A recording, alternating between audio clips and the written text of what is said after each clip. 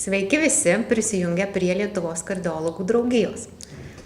Po trumpos pertraukos vėl sveikiname su jumis. Iš tiesų labai džiaugiuosi, kad galiu sveikintis su jumis. Prisistatysiu. Esu gydytoja kardiologė Eglė Rumbinaitė, Lietuvos sveikatos mokslų universiteto profesorė. Ir šiandien su manimi tinklalaidėje dvi nuostabios gydytojos, kurias ir pristatysiu. Tai pirmiausiai pradėsiu nuo gerbiamos Jolantos, tai yra Lietuvos sveikatos mokslų universiteto ligoninės Kauno klinikų šeimos klinikos gydytoja Jolanta Sauserienė. Sveiki, Jolanta. Sveiki. Ir labai džiaugiuosi pristatydama gerbiamą Vytę Maneikienę iš Vilniaus universiteto ligoninės Santaros klinikų kardiologijos ir angiologijos centro kardiologijos skyriaus vadovė. Sveiki, Vytė. Sveiki, laba diena. Sveikinamės mes gegužę ir gegužė tai yra mėnesis, kuris visoje Europoje yra skiriamas širdies nepakankamumui. Tai nenuostabu, kad ir mūsų keletas tinklalaidžių bus skirta būtent jo didenybei širdies nepakankamumui. Ir tinklalaidės mes šiek tiek diferencijuosime. Dalį jų skirsime specialistams, dalį pacientams. Šioji tinklalaidė labiausiai ir skirta jums, širdies nepakankamumu sergantiems, jūsų šeimos nariams. Tikrai širdies nepakankamumas yra pandemija, 170 000 pacientų su virš Lietuvoje, taigi labai tikimės, kad ta tema yra labai aktuali ir dėl to mes šiandien ir kalbame ir kviečiame jūs klausytis. Tai kalbėsim labai paprastai ir gal pradėsiu nuo Vytės, kreipdamas į ją, pirmiausiai pasakyti mums visiems, kas yra, ką mes vadiname tuo širdies nepakankamumu. Širdies nepakankamumas tai būklė arba, jei mes mediciniškai sakytume, tai būtų jau ne pati liga, o kažkokios širdies ligos išdava, komplikacija, kuria iš principo galėtų baigtis bet kuris kardiologinis susirgimas, bet kuri širdies liga, jeigu ji progresuoja, jeigu ji blogai gydoma, jeigu ji nepastebėta ar nepasiduoda gydymui. Ir tai įvyksta tada, kada širdis kaip pagrindinis organizmo variklis, pompa, kuri pumpuoja kraują po visus mūsų organus, pavargsta ir tiesiog nebesugeba patenkinti organizmo poreikių. Ir tuo metu, mes pradedam jausti tos pompos susilpnėjimo požymius. O jie yra labai paprasti ir jie yra tokie pakankamai nespecifiniai. Gali vėlgi atspindėti ne vien širdies patologiją, bet dažniausiai žmonės sergantys širdies nepakankamumu skundžiasi dusuliu, skundžiasi greitu ir stipriu nuovargiu, jėgų neturėjimu. Ir toliau pažengusiose stadijose jau turim ir skysčių kaupimąsi, kuris pasireiškia matomose vietose. Tai yra kojose, tai yra svorio didėjimas, tai yra pilvo apimties didėjimas. Vėliaugi gali prisidėti kažkokie simptomai jau kardiologiniai, ritmo sutrikimai, kraujospūdžio kažkokie svyravimai, bet tai būtų tokie pagrindiniai požymiai. Aš dar tik tai noriu gal pastebėti, kad Jungtinėse Amerikos valstijose jie labai mėgsta viską skaičiuoti ir skaičiuoja, kad jeigu taip išskaičiuotume, 1 iš 4 per gyvenimą būtinai patirs tą susirgs širdies nepakankamumu ir neturės tą diagnozę, reiškia jam reikės to gydymo.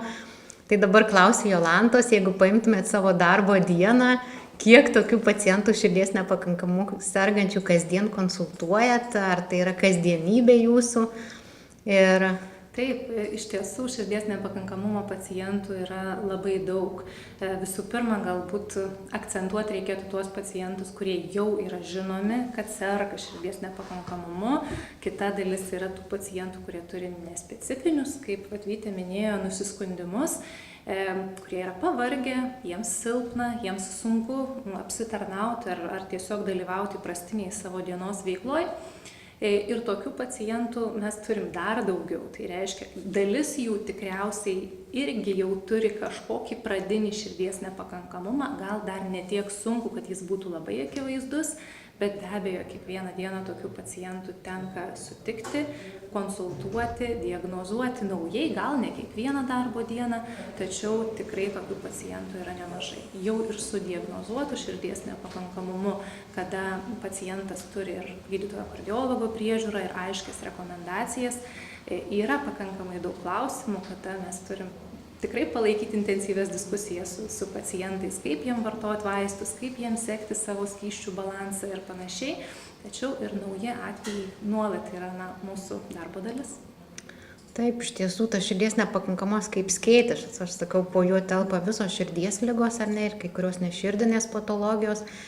Bet dabar dar galvoju apie tuos įrankius ir gal, kad ir mūsų pacientai suprastų, kaip mes nustatom tą nepakankamumą. Tai viena, kad tai yra klinikinė diagnozė, tai reiškia, kad pacientas turi skųstis tam tikrą puokštę, ar ne, simptomų, turėti tam tikrus dar požymius. Gal dar apie juos paminėkit, Vyte, kaip? Tai tuos požymius taip trumpai dabar dar kartelį pakartosiu. Vienas iš pagrindinių tai yra dusulys, oro trūkumas, vėlgi jis labai individualus, subjektyvus toks skundas. Čia vėlgi reikėtų gal pamastyti, kad ne kiekvienas poreikis įkvėpti giliau oro jau yra dusulys, bet tikriausiai reikėtų akcentuotis į tai, kad tas fizinis krūvis arba veikla, kuri man buvo iš pradžių visiškai nepastebima ir atliekama lengvai, pasidaro sunki. Mes labai dažnai klausiam, ar jūs dūstat tik lipdamas į kažkokį kalnelį, ar lipdamas laiptais. Jeigu lipdamas laiptais, tai kelintą aukštą jūs galite užlipti net be sustojimo, o galbūt jūs dūstat jau eidamas lygia vieta, o galbūt dar blogiau jūs dūstat ramybei. Ir jau visiškai kritiškas požymis, kada žmogus dūsta naktį, kada jį prikelia dusulys ir jisai turi sėstis, nes jis negali išgulėti, reiškia plaučiuose jau yra tiek perteklinio skysčio ir vandens, kad jau nebegali normaliai cirkuliuoti deguonis iš kraujo į plaučius. Tai kitas būtent simptomas yra bendras nuovargis, skysčių kaupimasis. Na ir kiek minėjau mes jau, kad tai nėra visiškai specifiniai vien tik širdies nepakankamumų, tai vien tik šitų skundų be abejonės neužtenka. Tai labai yra svarbus įrankis, kuris dabar prieinamas visai Jolantos bendruomeniai šeimos gydytojų, ir tai yra tikrai didžiulis pasiekimas, kad dabar jau šeimos gydytojas diagnostikoje savo turi įrankį kraujo širdies nepakankamumo markerį, kuris tikrai labai aiškiai diferencijuoja, ar dusulys yra susijęs su širdies nepakankamumu, ar tai yra kita priežastis kažkokia. Gal tada Jolanta dar. Aš tikrai mielai papildysiu, nes tikrai šeimos gydytojų bendruomenė labai džiaugiasi šitą galimybę, nes tai labai mums palengvina darbą, tirti biožymenis, natriuretinius peptidus, kada anksčiau, jeigu pacientas skundžiasi dusuliu, ar ne, labai paprastas simptomas, kuris gali būti būdingas tiek plaučių ligoms, tiek nerimo sutrikimui, tarkim, ar kitoms būklėms, kurios gal visai nėra susijusios su širdies nepakankamumu, mes gana ilgai ir sunkiai turėdavom įsitikinti, siūsti iš karto specialistui ir čia greičiau ar lėčiau. Kildavo daug klausimų. Dabar šitas tyrimas, jis yra tikrai prieinamas ir bet kuriam pacientui besiskundžiančiam dusuliu mes galim atlikti natriuretinių peptidų tyrimą ir jis mums labai aiškiai atsakys, ar tai yra vis dėlto kardiologinė problema, ar mes turėtume tokį pacientą tirti detaliau visai kitą kryptimi.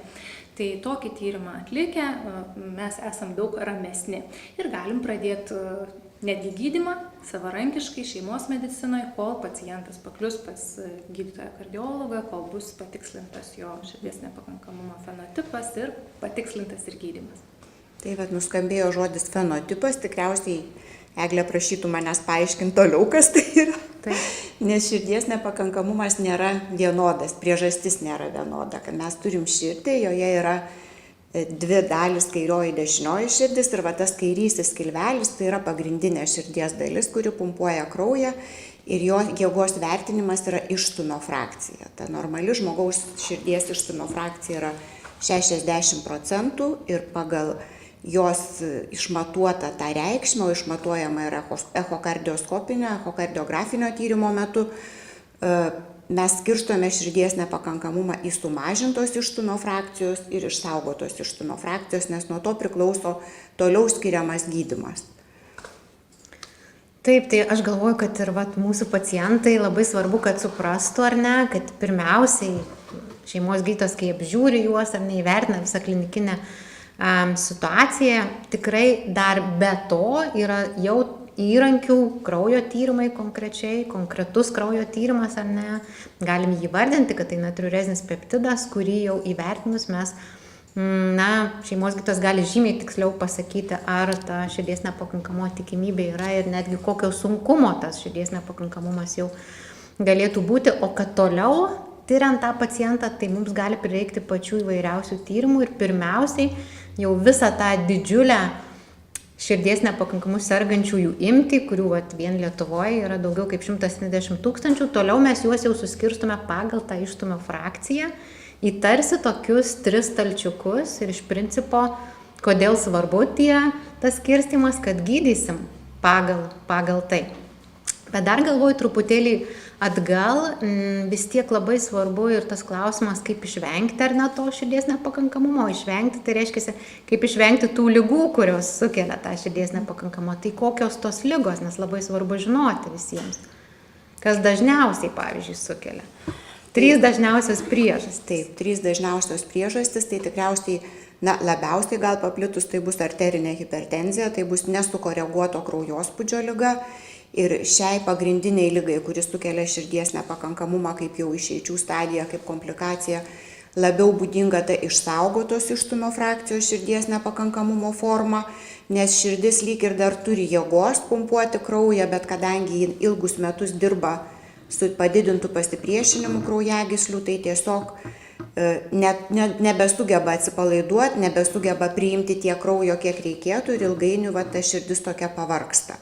Kita pagrindinė priežastis bus išeminė arba koronarinė širdies liga, kai įvyksta palaipsniui kaupiantis kraujagyslėse aterosklerotiniam pokyčiam, augant plokštelėm, jau įvyksta užsikimšimas kraujagyslės, įvyksta miokardo infarktas ir tuo metu žūsta kažkuri dalis širdies raumens. Širdis yra organas, kurio ląstelės neatauga, ten, kur jau įvyko randas, visiškai mirė širdies raumuo, ten ir liks randas. Jeigu nukenčia didelė širdies dalis, reiškia dingsta dalis to susitraukimo jėgos ir mes jau turim sumažintos išstumio frakcijos, sumažintos jėgos širdies nepakankamumą. Trečioji pagrindinė liga, uždegiminė gal dalykai, ir Eglė, ką tu galvoji, vožtuvinė patologija. Taip, gal dabar yra šiek tiek, mes jau išėję iš to laikmečio, kai buvo problemos reumatinės širdies ydos, kurios pakenkdavo širdies vožtuvus, bet tikrai dabar pakankamai daug turim dėl silpimo širdies, dėl plėtimosi ertmių atsirandančių vožtuvų nesandarumų ir be abejo senstant gyventojų populiacijai, amžėjant visuomeniai, labai daugėja tų vadinamų amžinių sklerodegeneracinių ligų, kada vožtuvai kalsifikuojasi, susiaurėja, dažniausiai tai paliečia aortos vožtuvą ir tikrai pereina į širdies nepakankamumą. Ir tokia gal nedidelė dalis, bet yra dalis uždegiminių dalykų, širdies raumens uždegimo ligos, miokarditai, be to toksinės poveikis širdžiai irgi labai svarbus. Tai tiek čia jau galbūt net labiau reikėtų išklausyti jaunesnio amžiaus žmonėm, nes tiek alkoholio perteklinis vartojimas, tiek toksinių medžiagų, narkotinių medžiagų vartojimas be abejonės labai širdį smarkiai pažeidžia ir sukelia širdies nepakankamumą.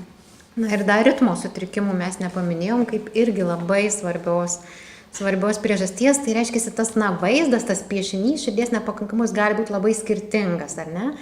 Ir dėl ko kartais ir pacientai sako, mano kaimynas serga širdies nepakankamumu, jam stimuliatorių įdėjo ir jis, ar ne, pasveiko.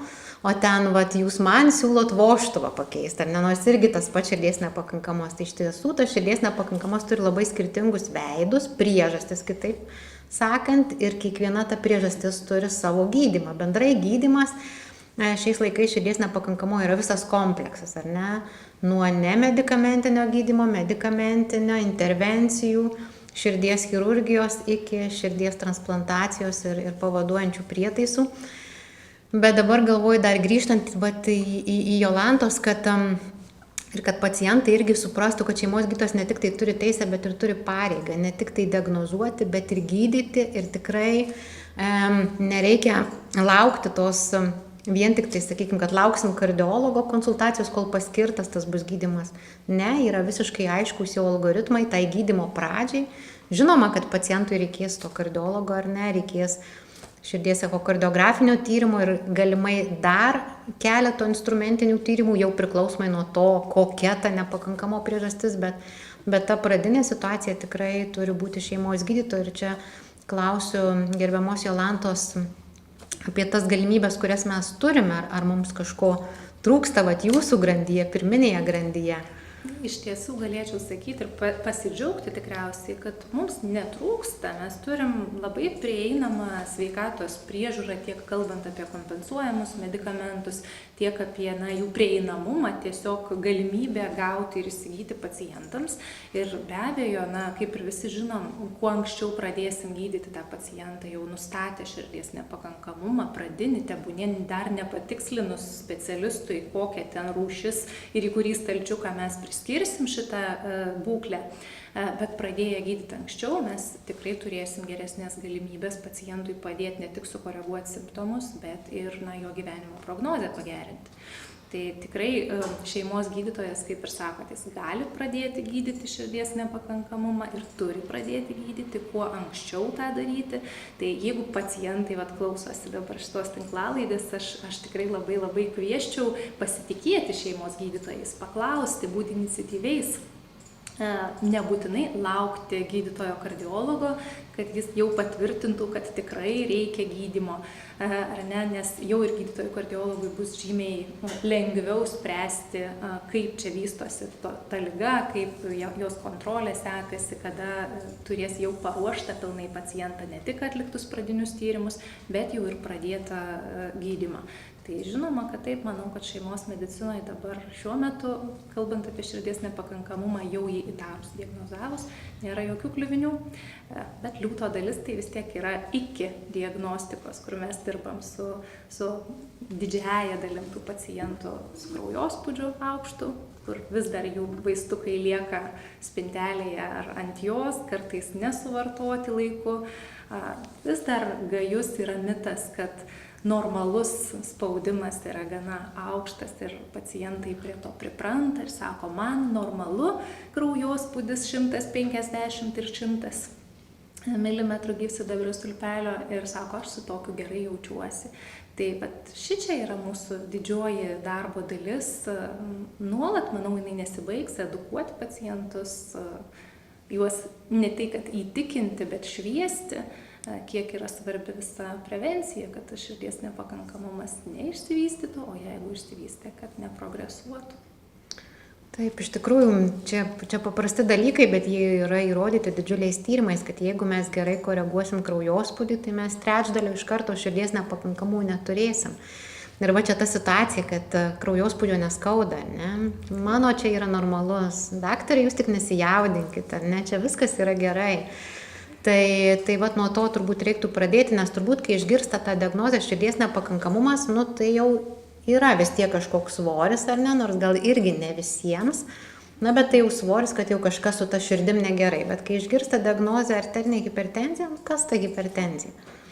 Daktarė, žinot, pagersiu mėnesį vaistus ir viskas man pagerės, ar ne? Tai iš tiesų ta prevencija, kaip išvengti to širdies nepakankamo, kaip jį atitolinti, turbūt čia būtų tas pats didžiausias tikslas, dėl kurio visi mes turėtume susitelkti ir dirbti.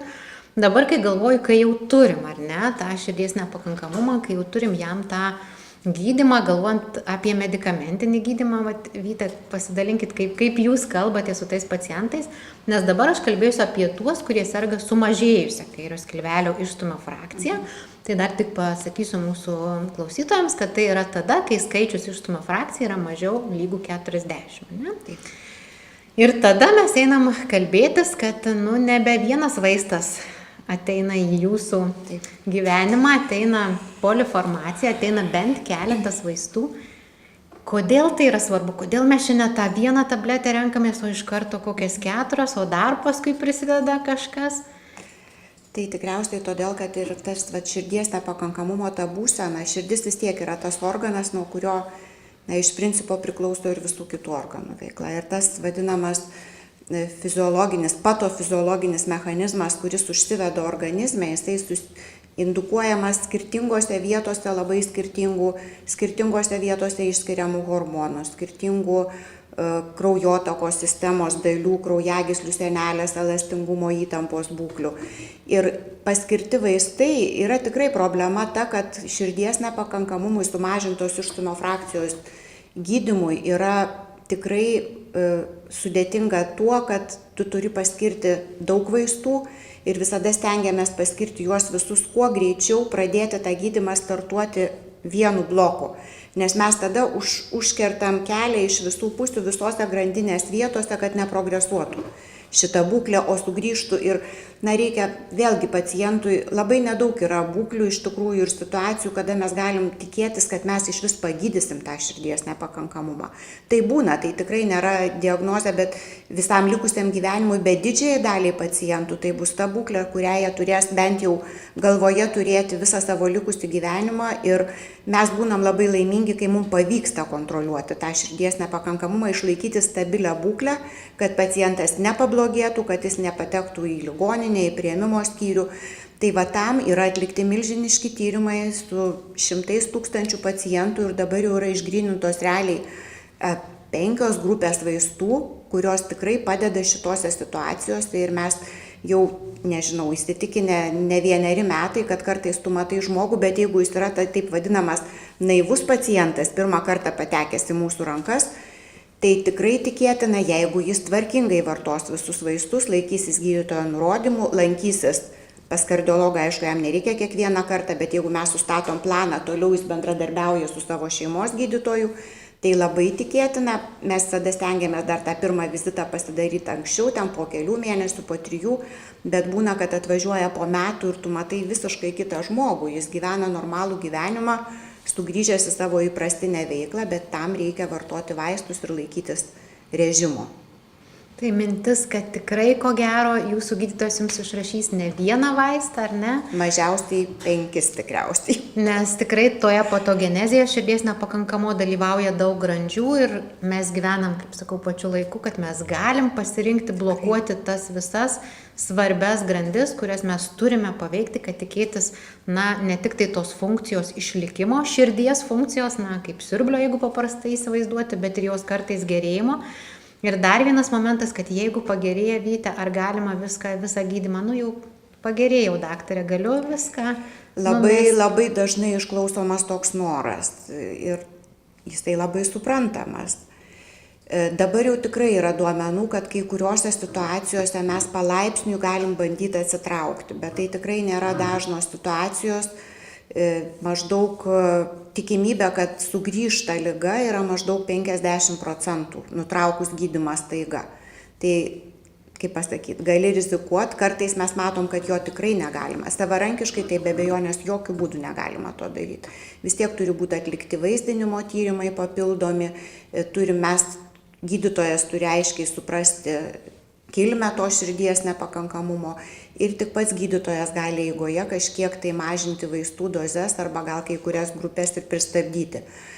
Vienintelis vaistas, kuris tikrai tikėtina, kad gali būti mažinamas ir kartais ir stabdomas, tai yra grinai simptomų mažinimui skiriami šlapimą varantis vaistai, kurie pasiekus stabilią būklę ir organizmų jau susitvarkant, gali būti labai paretinta ta dozė, sumažinta, o kartais tam tikram laikui ir sustabdyta. Taip, bet iš tikrųjų, kad kviestume, kad ne patys ar ne sustabdytumėt, bet kad tikrai tai vyktų pirmiausiai pasitariant su savo šeimos gydytoju ir kad dažniausiai tai lies tik vieną vaistų grupę, tai yra diuretikus.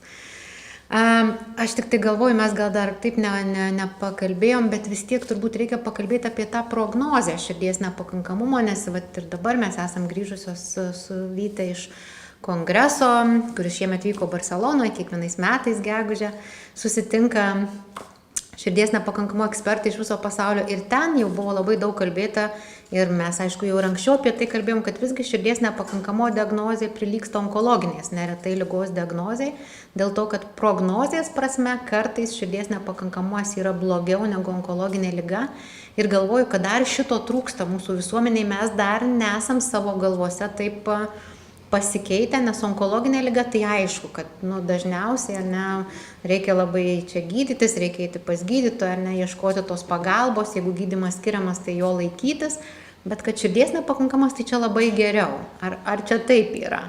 Kuri norit, bet kuri pakomentuokit. Iš tiesų be abejo, kad jūs teisi. Pacientai gana retai į širdies nepakankamumą žiūri tiek rimtai, kaip į jūsų minėtą, pavyzdžiui, onkologinį susirgimą. turbūt nepaslaptis, kad ir simptomus gana dažnai ignoruoja, kad truputį padusino, tai gal čia svorio priaugau, tai čia gal truputėlį pavargau, gal darbo valandas per ilgos. Tai vėlgi ir požiūris į pačius simptomus, kuris ypač jau nustatytam širdies nepakankamumui esant, tikrai turėtų būti gana aiškiai sekamas paciento ir tie signalai turėtų būti aiškus. Aha, nebeužlipu į antrą aukštą, nors užlipdavau, ar ne? Matyt, kažkas progresuoja. Tai tikrai tas požiūris nėra toks jau labai geras. Tai be abejo, mūsų pacientams dar tikrai savo galvose labai stipriai reikėtų šitą ligą vertinti žymiai rimčiau. Ypač jeigu jau turim tokį signalą, kad pacientas dėl ūmiai pablogėjusio širdies nepakankamumo pateko į ligoninę, tai čia jau toks labai rimtas ženklas, kad tikimybė tokiam pacientui per ateinančius 5 metus nebeišgyventi yra apie 50%. Ir gal dar reiktų pasakyti, kad apskritai širdies nepakankamumas visame pasaulyje yra pati dažniausia priežastis, dėl ko žmonės patenka į ligoninę, ar ne?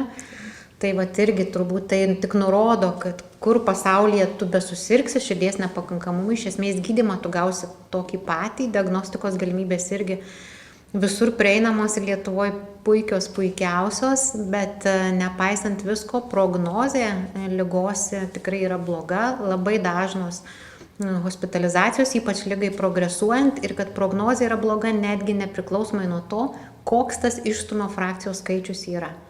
Net jeigu jinai yra išsaugota, paprastai tie pacientai turi dar daugiau kitų ligų, tą dar didesnę puokštę, kuri neretai kartu su tuo širdies nepakankamumu nulemia tas tokias išeitis. Tai jau visai baigiant, kokią žinutę svarbiausia kiekviena norėtumėt perduoti visiems mūsų besiklausantiems?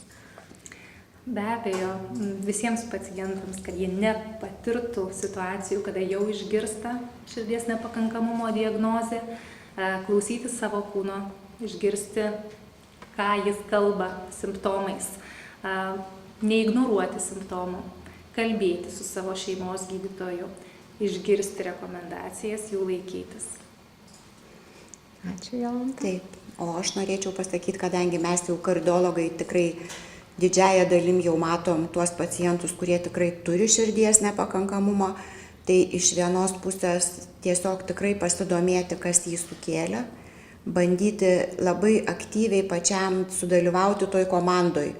Gydytojas, pacientas, mes dabar turim išmanesias širdies nepakankamumo slaugytojas, labai edukuotas sesutes, aišku, jų nėra tiek daug, bet tikrai yra centrai, kur užsiima tikrai kabinetai širdies nepakankamumo, kur galima gauti daug informacijos ir labai bendradarbiauti su šeimos gydytojas, nes yra tikrai pirmas tas taškas, kuris gali pastebėti blogėjimą ir jį pasukti atgalios, kad pacientas nepatektų į ligoninę. Ir tiesiog vėlgi, tikėtis, kad viskas bus gerai, todėl kad turim priemonių daug. Tai aš be galo dėkoju jums abiems, tiek gerbiamai Vytai, tiek gerbiamai Jolantai. Dėkoju Lietuvos kardiologų draugijai, prezidentui profesoriui Tomui Lapinskui, dėkoju Lietuvos sveikatos mokslo universitetui už tai, kad galimybę turime įrašyti tinklalaidas, o jūs jas stebėti. Dėkoju Emanuelio Levino centrui už mums suteiktas puikias patalpas ir sakau, iki kitų susitikimų.